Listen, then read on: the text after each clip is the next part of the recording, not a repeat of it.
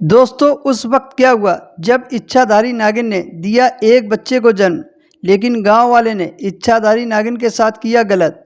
उसके बाद नागिन ने वो किया कि गांव वाले देखकर उनके होश उड़ गए। दोस्तों नागमणि एक इच्छाधारी नागिन को बहुत ही शक्तिशाली बना देती है। परंतु कहते हैं कि कार्तिक पूर्णिमा के दिन एक साधारण नागिन भी बिना मणि के विशेष शक्तियां पाती हैं। वो शक्तियाँ सिर्फ उस पूर्णिमा रात वाले दिन ही उनके पास होती हैं। उस दिन साधारण नागिन भी कोई भी रूप धारण कर सकती है और किसी का भी आकार ले सकती है और कोई भी भारी चीज़ उठा सकती है। दोस्तों नाग और नागिन महादेव शिव को ही अपना आराध्य मानते हैं। दोस्तों ये एक घटना उत्तर प्रदेश के छोटे से गांव की है। दरअसल ये घटना उस व्यक्ति के साथ घटी जब वो अपने बकरियों को जंगल चराने के लिए जाता है। वो बकरी चराते चराते जंगल के थोड़ा अंदर निकल जाता है। उस जंगल में एक नाग और नागिन एक बड़े से विशाल पेड़ के नीचे रहते थे। नागिन उस वक्त गर्भवती थी और जब राजेश उस पेड़ के पास से गुजरा तो उसे एक तेज चमकती चीज़ दिखाई दी। लेकिन उस चीज़ के पास दोनों नाग और नागिन भी थे। नाग और नागिन को देखकर राजेश डर गया और तुरंत अपनी बकरियों को लेकर घर वापस आ गया और रात को सो गया। लेकिन उसे नींद नहीं आ रही थी। वो जानना चाह रहा था कि वो कौन सी चीज़ है, लेकिन वो इतना तो समझ गया था कि वो एक बहुत ही कीमती चीज़ होगी। अगर वो चीज़ मुझे मिल गई तो मैं बहुत ही पैसे वाला हो जाऊंगा। लेकिन उसको सबसे बड़ी मुसीबत लग रही थी नाग और नागिन की। अगले दिन फिर से वो जंगल उसी पेड़ के पास गया और एक पेड़ के पीछे छिपकर नाग नागिन को देखने लगा। उसने ध्यान दिया कि नागिन तो गर्भवती है और फिर से सोचने लगा कि जब नागिन अपने बच्चों को जन्म देगी उसी वक्त मैं नागिन को मार दूंगा और उस वक्त नागिन कमज़ोर हो चुकी होगी। फिर बस नाग को मारना पड़ेगा। दोस्तों कहते हैं कि नाग के ऊपर अगर गोबर मार दिया जाए तो वो अपना होश खो बैठता है। अब राजेश ने गोबर लिया और उस पेड़ के पास जाकर मौके का इंतजार करने लगा और एक दिन वो मौका भी आ जाता है। जब नागिन अपने बच्चे को जन्म दे रही थी तभी राजेश ने नाग के मुंह पर गोबर मारा और फिर बड़े से पत्थर से उसको मार डाला। फिर उसके बाद नागिन और उसके बच्चे को भी मार डाला और नागमणि लेकर जल्दी से घर की तरफ निकल पड़ा। परंतु नागिन किसी तरह बच गई थी।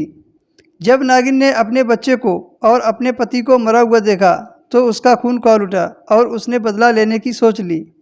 लेकिन मणि चले जाने की वजह से वो अपने शक्तियों का इस्तेमाल नहीं कर सकती थी। लेकिन वो अभी भी अपना रूप तो बदल ही सकती थी।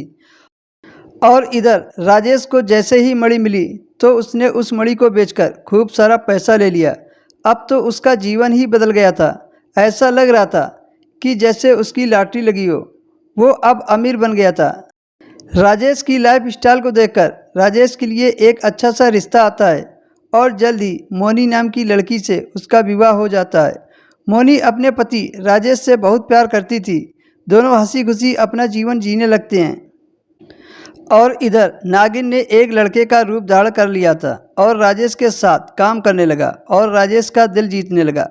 राजेश ने उसकी वफादारी को देखकर उसको अपना भाई समझने लगा। एक दिन मोनी अपने पति के पास आती है और बताती है कि तुम पिता बनने वाले हो, मैं गर्भवती हूँ। ये सुनकर राजेश बहुत खुश हो जाता है। उसी दिन राजेश उस लड़के के पास जाता है और बोलता है, देखो महेश, मेरा कोई भाई नहीं है, इसलिए मैं तुम्हें अपना भाई मानता हूँ। आज मैं बहुत खुश हूँ और आज मैं तुम्हें और अपनी पत्नी को एक खास जगह ले जाने के लिए आया हूँ। उसके बाद राजेश महेश और उसकी पत्नी तीनों कार में बैठकर वहाँ से चले जाते हैं।